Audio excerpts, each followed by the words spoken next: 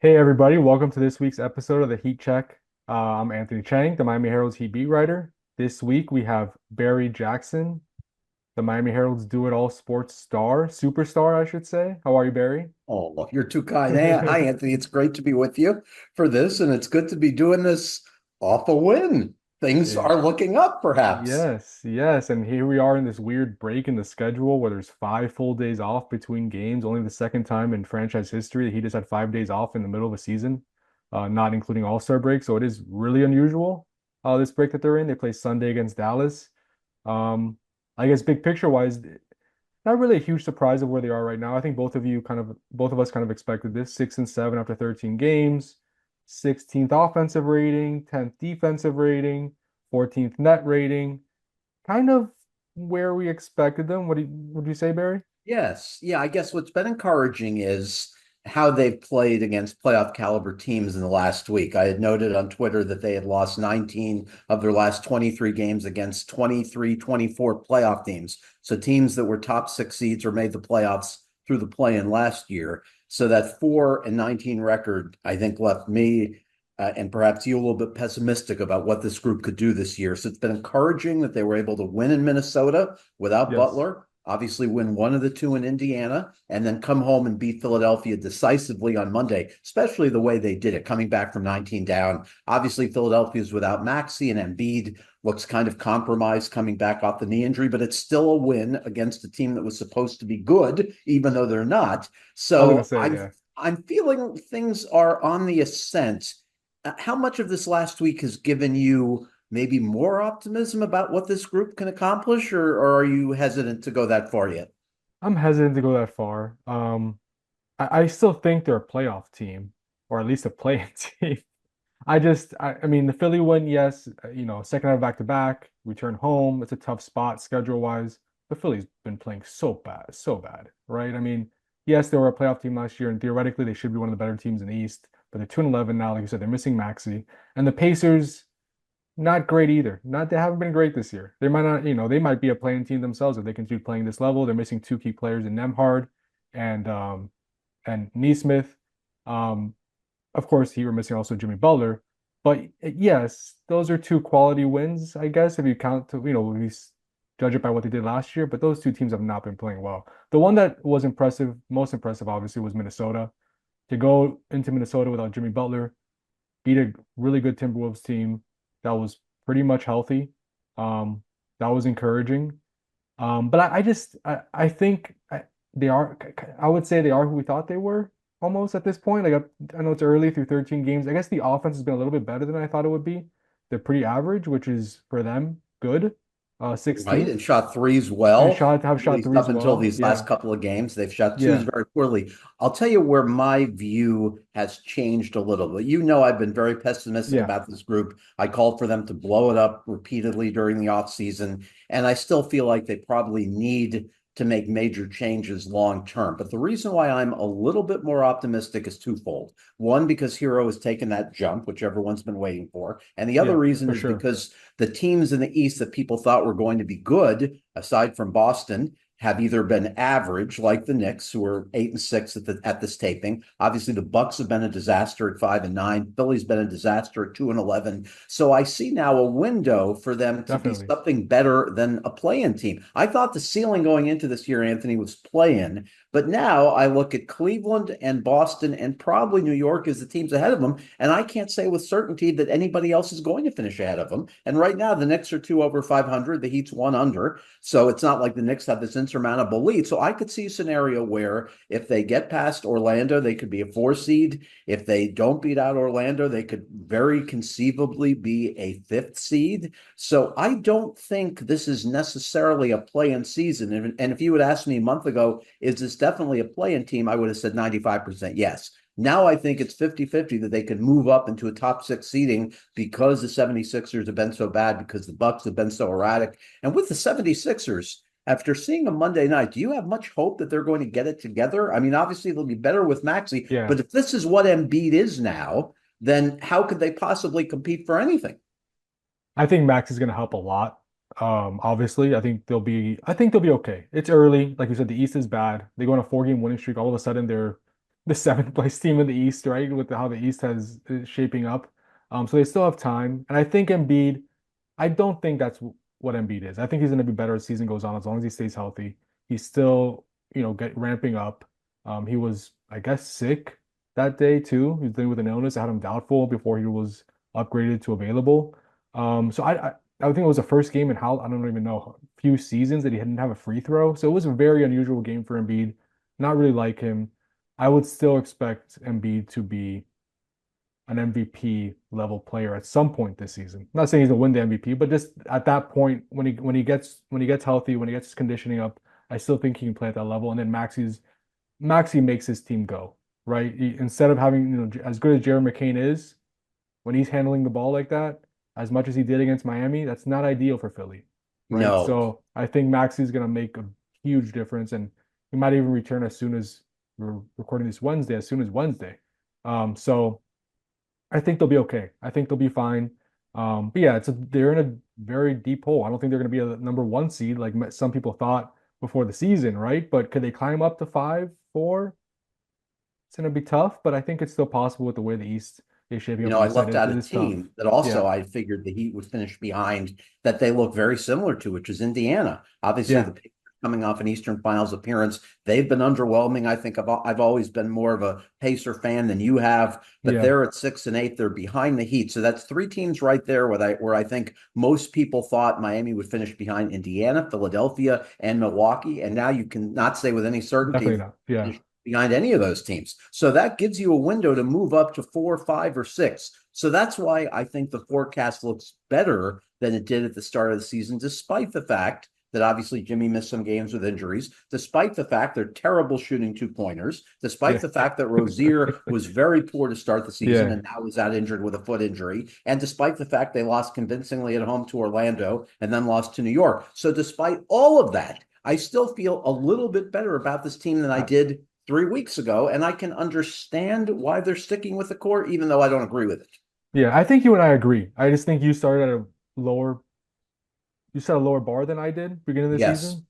And I kind of thought the ceiling was probably 4 or 5 for them.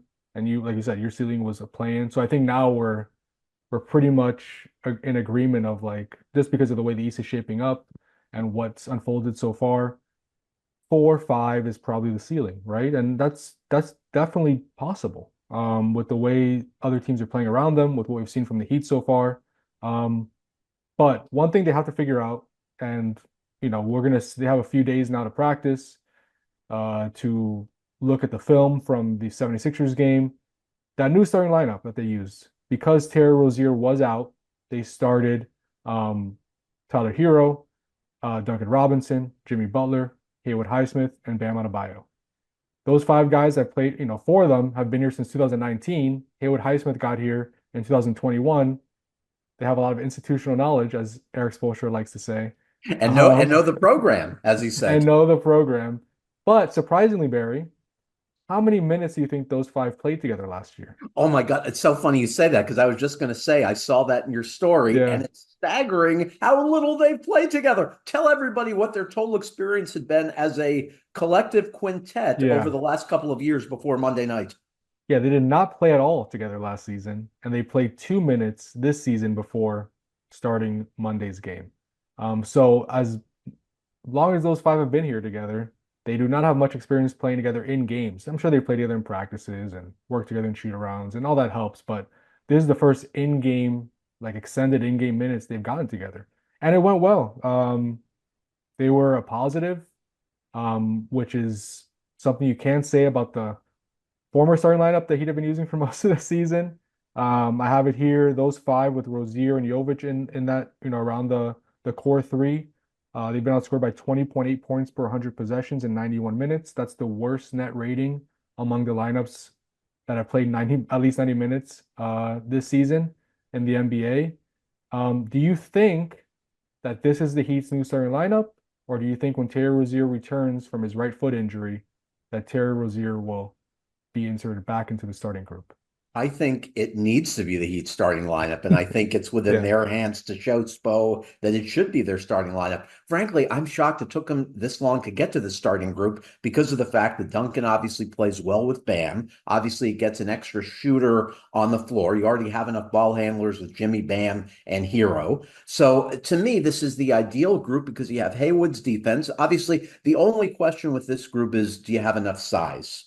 Or that's the main question. Obviously, there are other questions as well, but the primary question is, do you have enough size to rebound? You're already a short team, so you're removing Nico's height, even though Nico hadn't been a great rebounder this year, and right. you're replacing it with Haywood to guard the best perimeter player on the opposing team, along with Butler. So to me, this is the group that I think has the highest ceiling as a starting group. It's not their five best players necessarily, but it's the group that has the highest ceiling as a starting group. And to me, Rozier's injury gave Spo the opportunity to get a look at this lineup without hurting Terry's feelings, right? Because Yeah. now, if he comes back or when he comes back from the foot injury, if this unit is playing well and the team is winning, then there's no way Rozier, especially having not played very well to start the year, can take offense to this group. What do you like about the chemistry of this group? What do you think potentially could make these five work well together?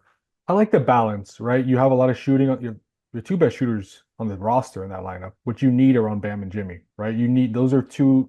The unique thing about this build has always been that your two best players don't shoot threes in a league that has moved toward incredible three-point shooting volume, right? That's always been the weird thing about this build, and they found a way to make it work through great defense, through through other role players who could really shoot the ball, like Duncan Robinson, and Tyler Hero's not a role player, but just other guys around that could are high-level shooters. And this lineup has your two best shooters, really two of the best shooters in the NBA. So that's something to like. And you have Haywood Highsmith that helps balance the lineup by yes, he's a limited offensive player, but other than Bam, I think he's your best defender on the team. So, yes, our is a we used to say you can't play Tyler and Duncan together because of defensive issues. And yes, there are going to be nights where teams take advantage of that. But between having Haywood, Jimmy, and Bam in that group too, that helps obviously make up for some of those defensive holes. And I think it brings some clarity to roles because with the other starting lineup, I get why they opened the season with that group with Terry and Jovic. It made sense, right? You want to see what that looks like together. But you want the lineup. The goal should be to get the best out of your best players, right? To put Right. your best players in a position to be their best. And I think having Terry in there and Jovic are two guys who kind of need the ball, especially Terry. So you had Jimmy sitting in a corner a lot of the time. He didn't have the ball as much, playing more off the ball. Even Bam playing a little more off the ball. Now, when you have Duncan and Haywood in there, two guys who really don't need the ball. Duncan is a movement shooter, right? He works off of the actions of others. Same thing with Haywood. You have Jimmy kind of running the show as we saw in Philadelphia. That's where he's at. That's where he's at his best. So I think this gets this puts Jimmy in a role where he's best. And I think that's the main thing to like about this lineup. Yeah, I agree with that. My question is who gets omitted from the rotation? Obviously, we're seeing Burks as a some of the time guy. Yeah. Sometimes when they fall behind by a lot and need offense if they're not shooting threes well. So to me, he's a part-time rotation guy. Your definites in the rotation with this group are obviously Jaquez when he comes back from the ankle, and Kevin Love and Rozier when he's Right. back. Rozier's not going to go to a DNP coach's decision if he's not used in the starting lineup. So those three are going to play every night. And then beyond that, I guess, select minutes for Alec Nico. Burks and Nico, who obviously has played well off the bench when he's Yeah. been moved to that role, and Larson, who's had some moments. So, Drew Smith. yeah, Drew Smith, exactly, who Yeah. shocked us on Monday night with a terrific performance.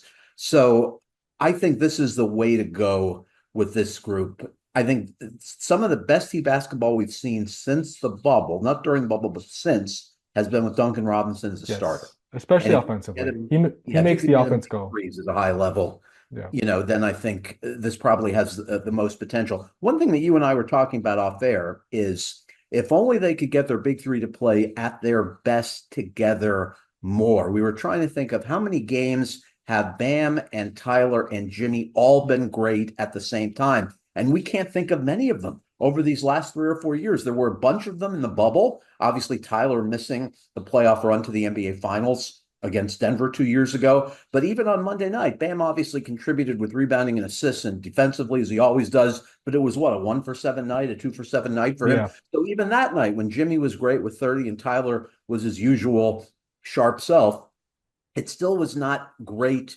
collectively. And the question is, do these three have it in them to all be great the same night? And I'm not saying Bam and Butler and Hero all have to score 30, 30, right. right? But can all of them be the best version of themselves enough for this to be a second round playoff team? I need proof of that.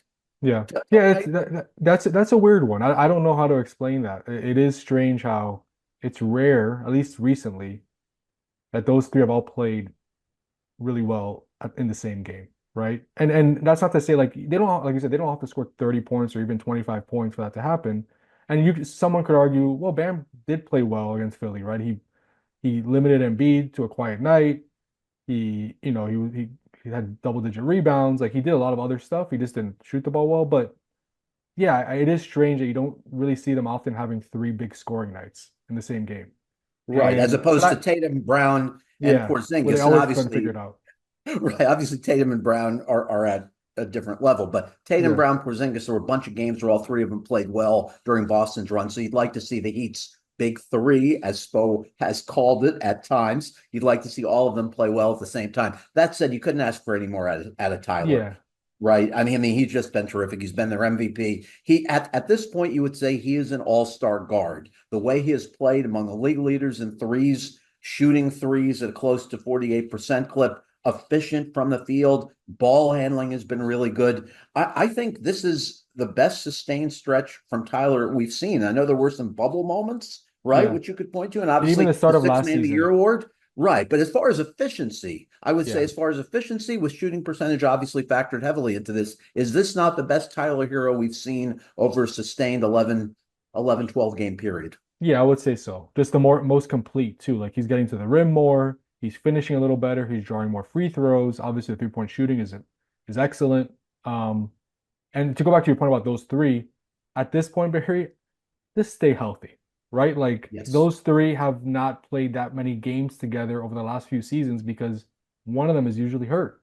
So at this point, I think the Heat would just say, look, we get maybe one of you is not gonna is every game is not gonna have their best performance, and it's hard to get all three in sync.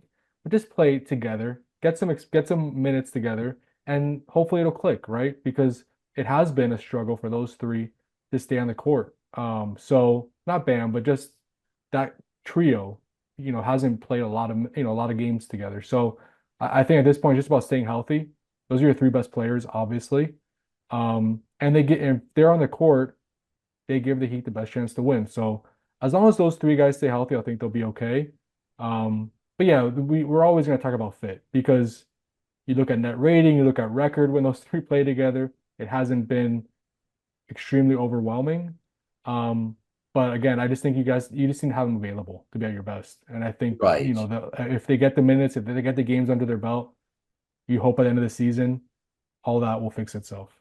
And I'm going to tell you why winning's been important. These 3 wins they've had over the last week against good teams. And Philly, I'm still saying is a good team, even though they're not a good team at the moment. Yeah, But obviously their talent would suggest that they will be if Embiid gets back to what he was. So the point that I was going to make about why I think these wins have been important is not only from a standing standpoint, but also I think it's quieted the noise. This is a fan base that is impatient, understandably so. And heck, I've been at the front of the line calling for changes, but they needed something good to happen. You need to see some kind of progress with a core that's probably been together too long. I think we've seen that in the last week. And I'll tell you, Anthony, the one other reason why I think winning has been important in the last week, even though they are still a game under 500, if they were not winning, the noise would be even louder about Khalil sure. Ware because we are seeing the two players selected right after Ware doing incredible things. Jared McCain over his last 5 games, as Bobby Marks noted on Twitter today, 27 points a game, 50% shooting, 44% on threes. Dalton Connect with a huge night for the Lakers on Tuesday night over his last 5 games, 20.4 points, 66% from the field, 67% on threes. Those were the guys drafted 16th by Philly, 17th by the Lakers, He took Ware 15th. Ware's played a total of 48 minutes this season. And to me, if they had not won Monday, if they hadn't split the Indiana games, we'd be hearing a lot of noise and complaints about, did the Heat draft the wrong guy? Why is Spo not playing Ware? You know my long-term question with Ware. It is, does Riley's zeal and love for bigs, is it ever going to kind of coalesce with Spo's preference to have one stretch big if he's going to play two bigs on the floor? Have one of them be a stretch big if the other one isn't. And we just don't know the answer to that yet with Ware and with Bam playing together. Ultimately, if Spo is not comfortable ever playing them together, and that's something we just don't know yet, way too soon to know. But if Right. he doesn't, then to me, it's a bad draft pick, even if Ware turns out to be a good player, because you don't use the 15th pick on a guy who's going to play 12 minutes a night for you at center. So they have to find a way to make it work. Not now. They don't need to do it now. Ware obviously needs to put on more weight. He needs to develop his game. You're not going to just give him minutes just to give him minutes when you have Kevin Love as a very competent backup center. But to me, ultimately, there has to be a way for them to play together for this to be a good pick, or you'll likely have to move Ware as an asset in a trade for a star. Has anything that McCain, and you saw Monday night in person, has Yeah. anything that McCain or Dalton Connect done that's made you second guess the Ware pick? No, because yes, while those two guys have been impressive, um, McCain has been forced into a lot of probably more playing time than Philly expected, right? Because of all the injuries. Played 276 minutes to Khalil's 48. Dalton Connect, he's 23 years old. He comes a polished player, ready to contribute. 3 years older than Ware, has played 301 minutes to Ware's 48. And then you throw in the fact that I think the Heat, obviously, we both have said it, they needed size, they needed length. Draft another guard when you just traded a first round pick for Terry Rozier. You still have Tyler Hero. Um, yes, those guys are talented. We've seen it. They're skilled. They're very good scorers. This team could use a scorer. But I get the pick of having a 7 footer who's 20, who can block shots, as we've seen in Summer League and even a little bit so far this season, and has the real potential to make threes. He's already made 2 threes this year in his limited playing time. So I understand the pick because again, we've said it. They needed size. They needed a guy who could protect the rim, size who could has the potential or the upside to be able to make an open three. And we've already seen some flashes of that skill set. Yes, does he need to add more weight? Of course. He's a minus 20. His minutes have not all been perfect, but we've seen the skill set already. So I still think it's very early. It would be easy to say right now, wow, the Heat made a huge mistake. Look at what Jared McCain is doing. Look at what Don connected the Lakers on Tuesday night. I understand the Heat's pick. I think that he needs time. And yes, I agree with you. If in 2 or 3 years, if Khalil Ware is a backup center playing 12 minutes a game behind Bam Adebayo, then we could say that was probably not he didn't develop the way that he expected to, obviously. And yes, they made a mistake probably by not drafting McCain or Connect. But I think the plan is, I would think, because of the way they picked him with the 15th, at the high point in the draft. I think the plan is to play him with Bam eventually. Not right now, but I think the plan is eventually playing with Bam. We saw Pat say that. We've seen Adam Simon say that. So I think eventually we will see that. Might not be this season, but I think it will happen. Yeah, I'm with you. I'm not ready to call a bad pick. The kid's too talented. We've seen too many flashes in Las Vegas and in preseason where we can see the aptitude to be able to block shots, to be able to rebound.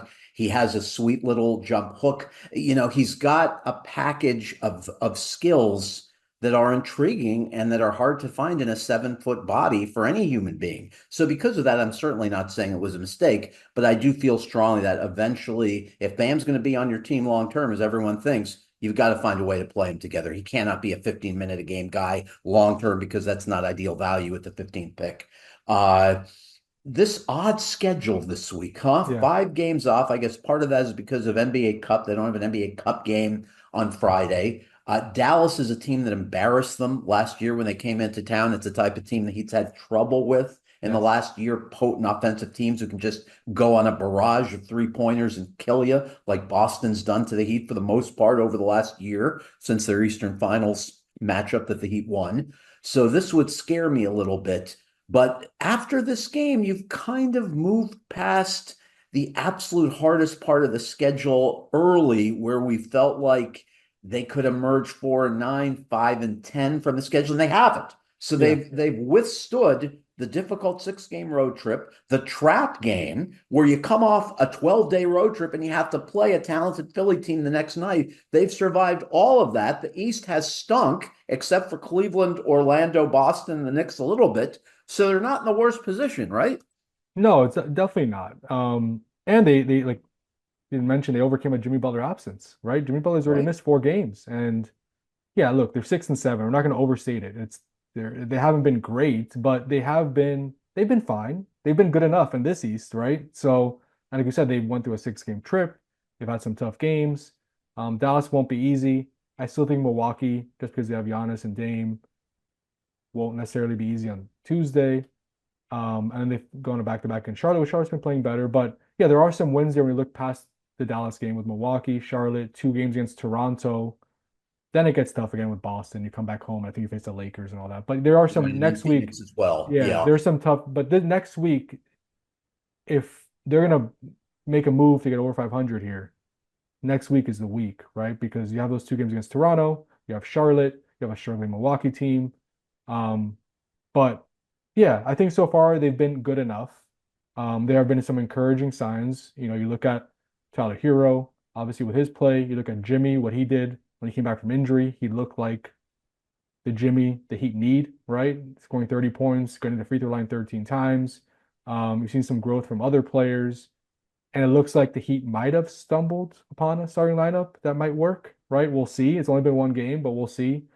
So there are some encouraging signs, but I do think next week will be important, right? They kind of have to take advantage of next week because then it gets tough again where you face Boston in the second half back to back, and you come home and you face some really good teams. No, no question. My one question, I think, is the unevenness of Bam's offensive game. Obviously, he had the 2 really good games in the last week, but then he struggled again against Philadelphia. We think he's not going to be a low 40 shooter all season Yeah, because the history suggests he's closer to 50%. But that being said, you'd like to see more of a rhythmic consistency in his offensive game that we just have not seen yet.